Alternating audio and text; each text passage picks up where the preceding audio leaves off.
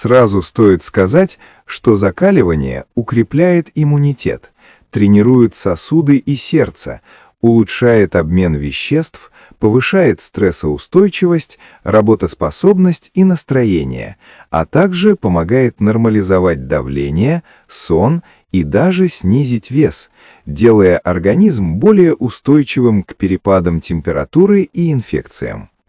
Оно активирует защитные силы организма и помогает легче переносить холод и жару. Есть несколько методик закаливания. Об одной из наиболее эффективных мы и расскажем. Вим Хоф, известный всему миру как «ледяной человек», разработал методику, которая сочетает в себе особые дыхательные техники, регулярное воздействие холодом и ментальную концентрацию. За последние годы его подход стал объектом интереса не только среди любителей экстремального спорта, но и среди ученых, медиков и людей, ищущих способы улучшить свое здоровье. В этом видео мы подробно разберем, в чем заключается метод Вима Хофа, как он работает, какие научные данные подтверждают его эффективность, а также как безопасно начать практику, чтобы получить максимум пользы. Начнем с истории и философии.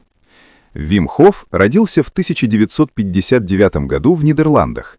С юных лет он проявлял интерес к экстремальному холоду, но настоящий прорыв произошел, когда в 2000-х годах он начал публично демонстрировать свои способности: плавание подо льдом, пробежки по снегу в легкой одежде, а также выдерживание длительных сеансов в ледяной воде. Его популярность взлетела после появления в документальных фильмах и интервью, где он рассказывал, что все, что ему нужно, это контроль над дыханием, холодом и сознанием. Философия Вима проста. Тело обладает огромным потенциалом саморегулирования, но этот потенциал заперт в привычных условиях комфорта. Открыть его можно, бросив вызов привычному температурному режиму и научив мозг управлять автономной нервной системой. 3 столпа метода. Первое. Специфическое дыхание. Техника состоит из серии быстрых глубоких вдохов, за которыми следует пассивный выдох без паузы. Обычно практику делают в 30-40 вдохов, после чего задерживают дыхание на максимально возможное время. Этот цикл повторяется 2-3 раза. Дыхание активирует симпатическую нервную систему, повышает уровень адреналина, а также способствует временному повышению pH крови, что может вызывать легкое ощущение легкости и эйфории. Второе. Холодовое воздействие. После дыхательной сессии практикующий постепенно вводит в свою жизнь холод. Это может быть холодный душ, обливание ледяной водой, пребывание в ледяной ванне или прогулка в холодную погоду без избыточной одежды. Главное — регулярность. Холод заставляет тело активировать бурый жировой слой, улучшая термогенез, а также стимулирует выработку гормонов, отвечающих за стрессоустойчивость. Третье. Ментальная концентрация. Вим подчеркивает, что без осознанного намерения все физические действия теряют смысл. Медитация, визуализация и простая фокусировка на ощущениях тела помогают перепрограммировать реакцию на стресс. В сочетании с дыханием и холодом это создает мощный синергетический эффект, позволяющий управлять автономными процессами, которые обычно считаются непроизвольными. По этой теме проводились научные исследования. С 2014 года метод Вима Хофа стал объектом нескольких клинических исследований. Одно из самых известных — исследование, проведенное в университете Монтефьоре, США, где группа добровольцев прошла 10-дневный курс под руководством самого Вима. Участники продемонстрировали повышенную способность к контролю над иммунным ответом. После введения эндотоксина у них уровень воспалительных цитокинов был значительно ниже, чем у контрольной группы. Другое исследование, опубликованное в PNAS, показало, что сознательное регулирование дыхания может временно подавлять активность автономной нервной системы, что объясняет ощущение холодного спокойствия у практикующих. Кроме того, в 2020 году в журнале Scientific Reports появились данные о том, что регулярные холодовые процедуры улучшают чувствительность к инсулину и способствуют снижению уровня глюкозы в крови. Хотя исследования еще продолжаются, уже сейчас ясно, что комбинация дыхания, холода и ментальной фокусировки может оказывать многогранное влияние на физиологию человека. Польза для здоровья.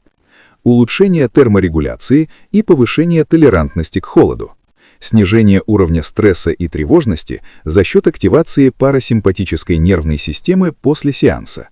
Увеличение энергии и выносливости. Многие спортсмены используют метод для ускорения восстановления после тренировок.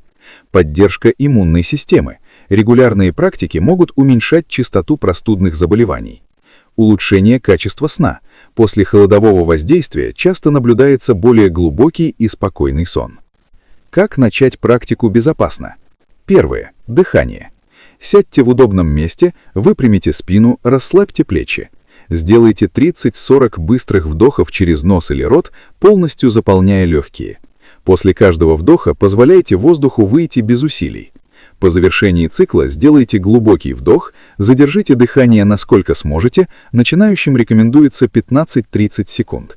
Повторите цикл 2-3 раза. Не делайте эту технику в воде, вождении автомобиля или в любой ситуации, где потеря сознания может быть безопасной. Второе. Холод. Начните с коротких холодных обливаний, 30 секунд холодной воды на руки, затем постепенно увеличивайте время и площадь воздействия. Если у вас есть сердечно-сосудистые заболевания, проконсультируйтесь с врачом перед началом холодовых процедур. Третье. Ментальная подготовка. Перед каждым сеансом найдите минуту, чтобы сосредоточиться на своем намерении. Я готов встретить холод и использовать его для укрепления тела и ума. Визуализируйте, как холод проходит сквозь вас, не причиняя вреда, а лишь усиливая внутреннюю энергию. Часто задаваемые вопросы и мифы. Можно ли умереть от гипервентиляции? При правильном выполнении техника безопасна, но если у вас есть заболевания легких, эпилепсия или проблемы с сердцем, лучше проконсультироваться с врачом. Нужно ли становиться ледяным человеком, чтобы получить пользу? Нет. Даже умеренные холодовые воздействия, холодный душ 2-3 минуты в сочетании с дыханием дают ощутимый эффект. Это какая-то религия? Метод полностью светский, основан на физиологии и психологии, хотя многие практикующие отмечают духовный аспект, связанный с чувством единения с природой. Метод Вима Хофа – это не просто набор трюков для привлечения внимания. Это системный подход, который учит тело и ум работать в гармонии, используя естественные механизмы адаптации. Научные данные подтверждают, что сознательное дыхание, регулярный холод и ментальная фокусировка могут влиять на иммунную систему, уровень стресса и общую выносливость.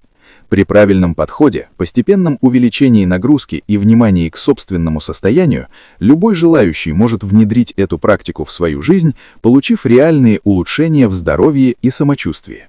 Главное — терпение, последовательность и уважение к границам собственного тела. Если вы готовы бросить себе вызов, откройте дверь к новому уровню энергии, ясности ума и внутренней стойкости, которую дарит метод Вима Хофа.